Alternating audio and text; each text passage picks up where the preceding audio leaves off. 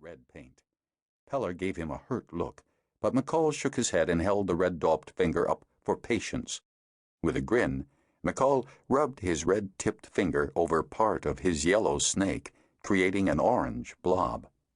Pellar saw the color change and, with little encouragement from McCall, picked up a trace of McCall's yellow and rubbed it on his red snake to create a duplicate orange spot. In short order, McCall introduced blue paint from the third pot and showed the child how to make purple and green by combining blue with red and yellow. "Can you draw me a picture of yourself?" McCall asked. "Use any color." Inspired, Pellar produced a multicolored self-portrait in the way of all those who had only 3 turns on Pern, exactly the same way that those who were only 3 years old back on long-forgotten Earth would have done, complete with arms sticking out of heads. The mouth in the big round head was upturned and smiling. "Great! Could you draw me too?" McCall asked. Pellar happily complied. "I see my mouth is pointing down," McCall remarked of the finished drawing.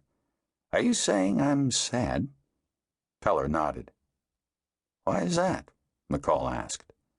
In response, Pellar combined all 3 colors onto one fingertip and drew a brown shape, a long, sinewy line crossed by another gull-shaped line. "Zist!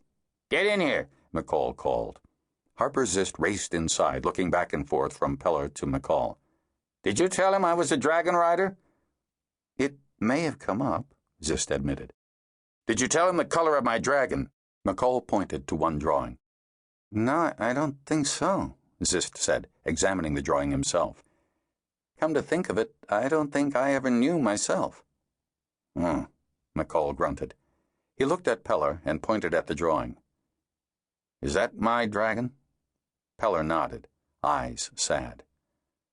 "How did you know what color to paint it?" McCall asked.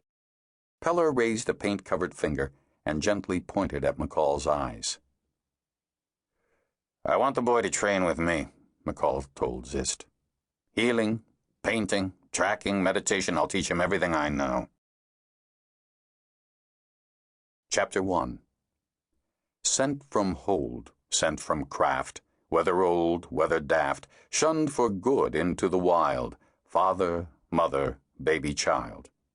Harper Hall, second interval after landing, AL 490.3. "He's still waving, isn't he?" Master Zist called back for the 3rd time. He sat at the front of the wagon as it slowly drew away from the Harper Hall.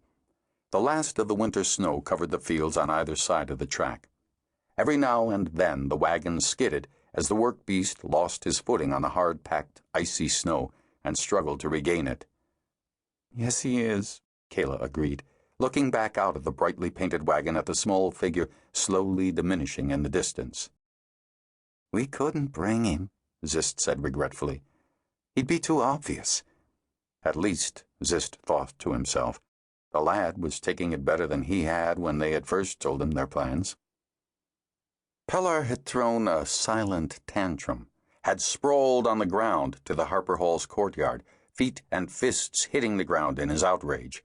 He stopped only when Carissa had started howling in sympathy with him. "She's crying for me, isn't she?" he scrawled quickly on the slate that was never far from his hands. "Yes, I suppose she is," Kayla answered. Pellar swiftly rubbed his slate clean and scrawled a new comment on it, thrusting it under Zist's eyes. "Are you taking her?" "We have to. She's still nursing." "We want to know that you're safe here," Kayla added. "Aren't I part of your family?" Pellar scrawled in response, tears streaming down his face. "Of course you are," Zist declared vociferously.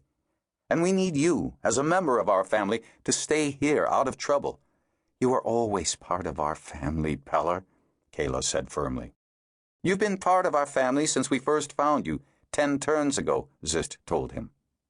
"Then why can't I come?" Pellar scrawled on his slate, his mouth working soundlessly in emphasis.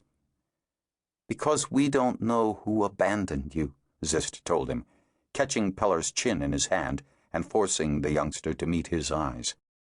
"It could be some who were shunned. If you come with us and they see you, they'll know that we're not shunned."